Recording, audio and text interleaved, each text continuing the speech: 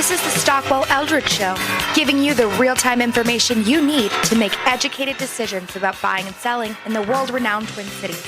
Now your hosts and real estate experts, Jason Stockwell and Dawn Eldridge.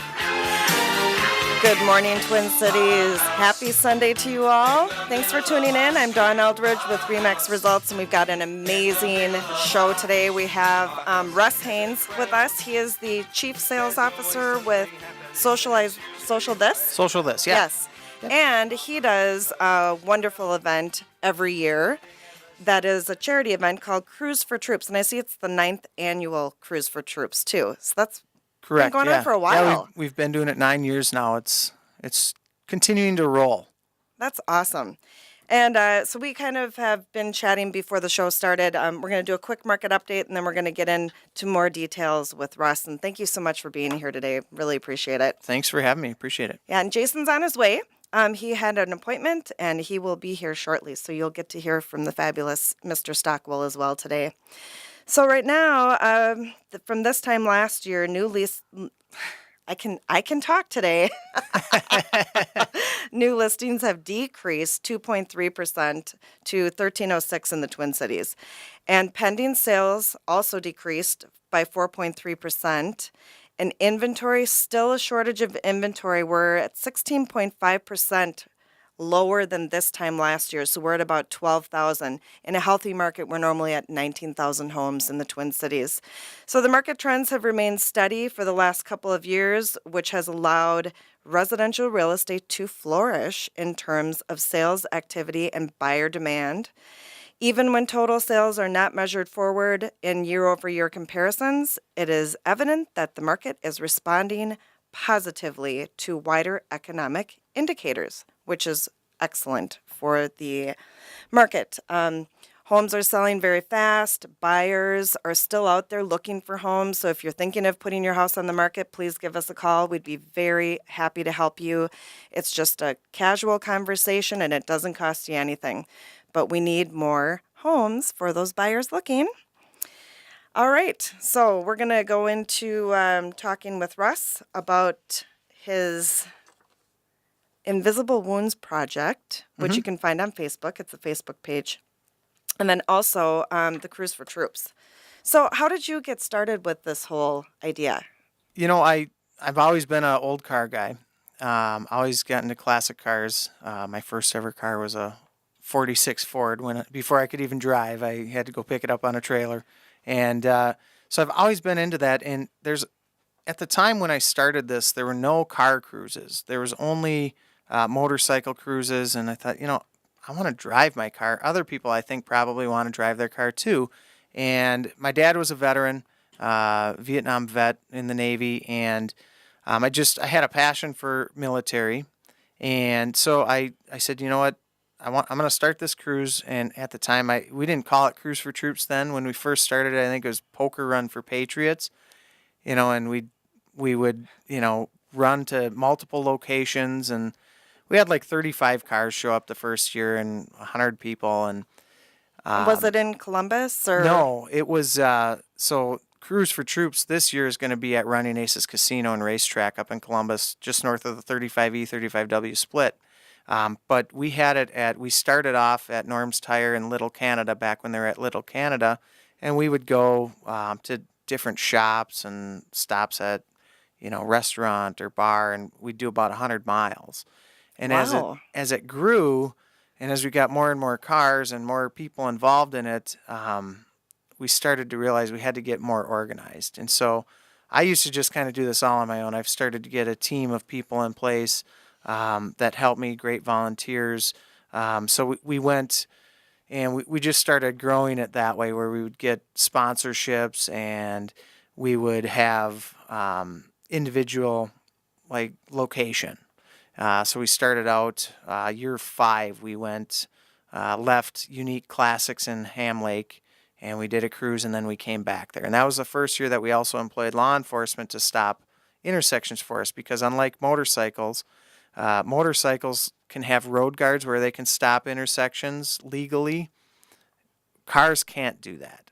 And so we wanted to be able to do something really unique where we could have a car cruise And now it's a cars, trucks, bikes. It's anything that's cool. If you think it's cool, we do too. Bring it. Oh, that's Show your cool. patriotism. But so we started, hiring law enforcement to stop the intersections and getting so people could go through. So you'd see at that time we had about 500 vehicles involved, and it was just one continuous cruise of vehicles. So if you got stuck behind us, you were probably mad, but it was Or for a good they cause. could join into the parade too, or the cruise. So it was pretty cool to see, and it's very powerful to see that. So one of the things that we've always done is paid tribute to our fallen troops and those left behind. And so we would have a lot of Gold Star families. And for those out there who don't know what a Gold Star family is, Gold Star family is someone that has lost a loved one serving the military.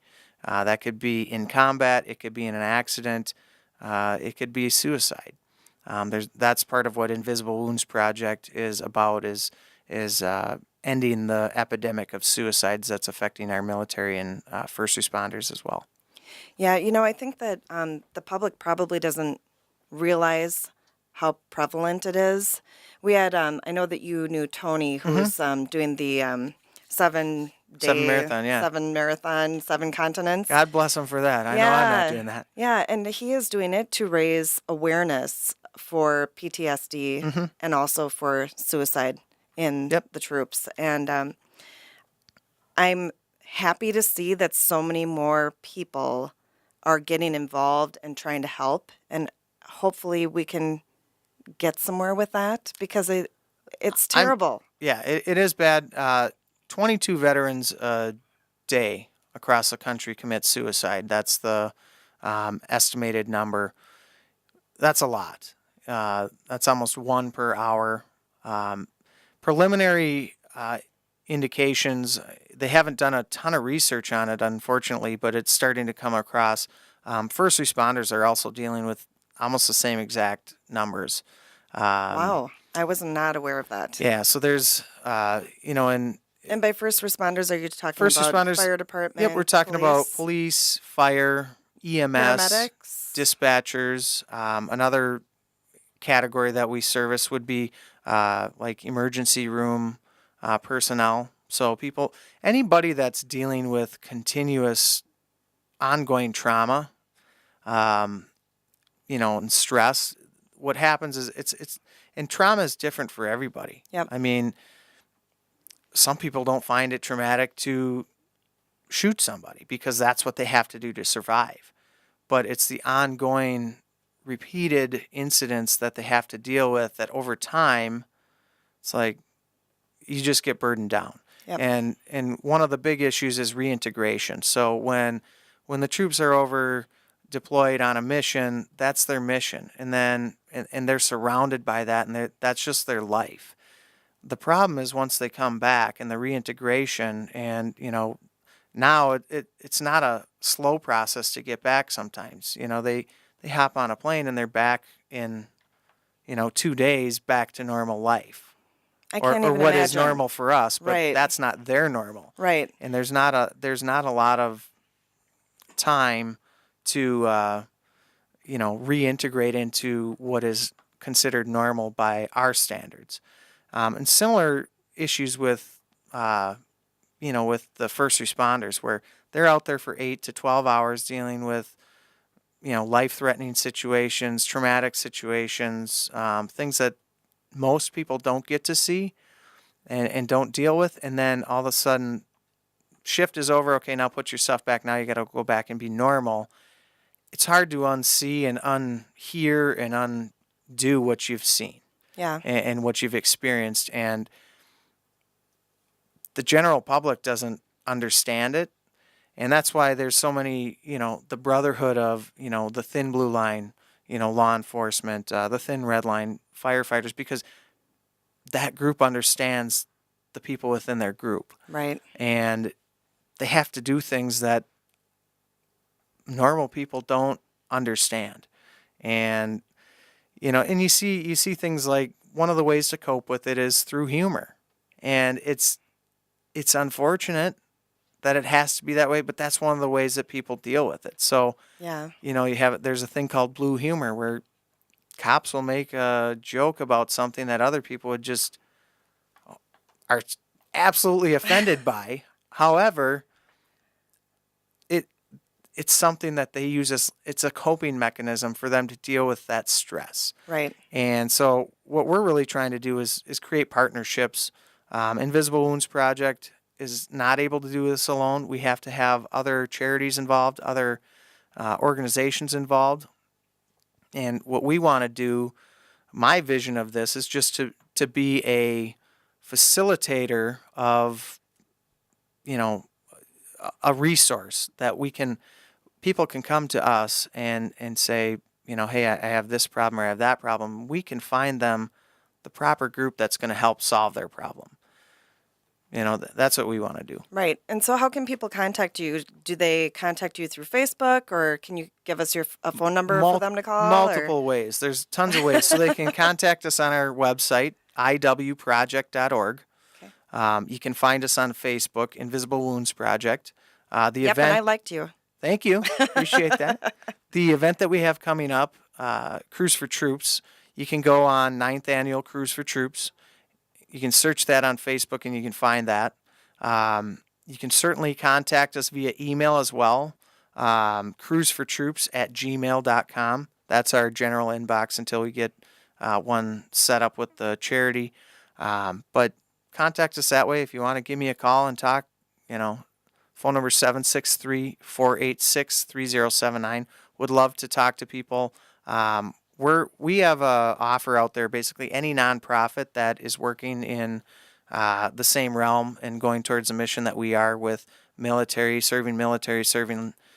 first responders. If you want to be involved in Cruise for Troops, you can come out and set up a booth out at our space at Running Aces next weekend, Saturday, the 23rd, 9 to 5 at Running Aces, and you can set stuff up there. And our goal is to connect people to the proper resources, and we're not going to be the fit for every single person. Every person that is having issues may not need what services we have, but maybe there's another charity out there or another group that can help them out, and we want to connect them. We want to change lives that way. Well, that's amazing. Thank you for doing that, by the way. Well, thank you for allowing us to do it. All right, I'm Dawn Eldridge with RE/MAX Results, and we will be back after this break.